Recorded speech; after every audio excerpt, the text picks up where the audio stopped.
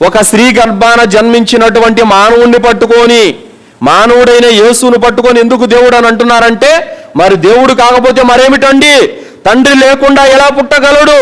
తండ్రి లేకుండానే పవిత్ర మరియమ్మ గర్భాన జన్మించిన వాడు దేవుడు కాకపోతే మానవుడు ఎలా అవుతాడు అన్నటువంటి వాదన మన క్రైస్తవ సోదరులది. మరి అల్లాహ్ సుబ్హానహు వ తఆలా దీనికి ఖురాన్ గ్రంథంలో సమాధానం ఇస్తున్నాడు.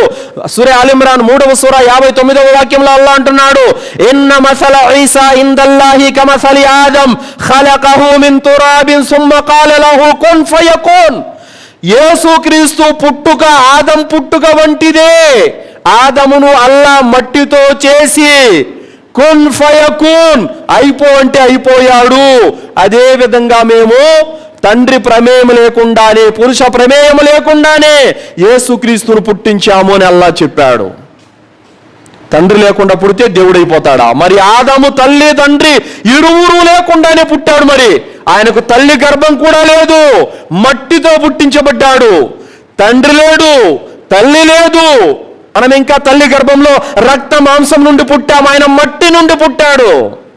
యేసుక్రీస్తు కంటే అద్భుతమైనటువంటి పుట్టుక ఆదముది. యేసుక్రీస్తు కంటే కూడా అమోఘమైనటువంటి పుట్టుక ఆదముది. మరి యేసు కంటే గొప్ప దేవుడు కావాలి ఆదం, యేసు కంటే పెద్ద దేవుడు కావాలి ఆదం. ఎందుకంటే ఈయనకు తల్లి అయినా ఉంది, ఆయనకు తల్లిదండ్రులు ఇద్దరు లేరు. ఈయన తల్లి గర్భము రక్తపు ముద్దలో నుంచి ప్రాణం పోసుకొని వచ్చాడు. కానీ ఆదం అలైహిస్సలాం వారికి తల్లి గర్భం కూడా లేదు. ఆయన పుట్టింది నెత్తుటి ముద్దతో కూడా కాదు, మట్టితో సృష్టించబడ్డాడు. మరి యేసుక్రీస్తు కంటే 100 రెట్లు ఆయన పుట్టుక విచిత్రమైనది, అమోఘమైనది. మరి ఈయన దేవుడైతే ఆయనకు మించిన దేవుడు కావాలి ఆయన. కానీ ఆయన తల్లిదండ్రులు లేకుండా పుట్టినా, యేసు తండ్రి లేకుండా పుట్టినా ఇరువురు దేవుళ్ళు కారు.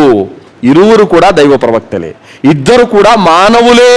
వాళ్ళిద్దరిని సృష్టించినటువంటి వాడు దేవుడు. ఏ ఆదమునైతే తల్లి తండ్రి ఇరువురు లేకుండానే మట్టితో ప్రాణం పోసి తయారు చేశాడో ఆయన దేవుడు. ఏ యేసుక్రీస్తునైతే తండ్రి లేకుండానే కన్య అయినటువంటి మరియమ్మ గర్భాన యేసును పుట్టించాడు ఆయన దేవుడు తప్ప పుట్టినవారు దేవుడు కాదు, తయారు చేయబడిన వారు దేవుడు కాడు. మానవుడు ఎన్నటికి కూడా దైవం కాజాలడు. ఈ విషయాన్ని ప్రజలు అర్థం చేసుకోవాల్సినటువంటి అవసరం ఎంతైనా ఉంది.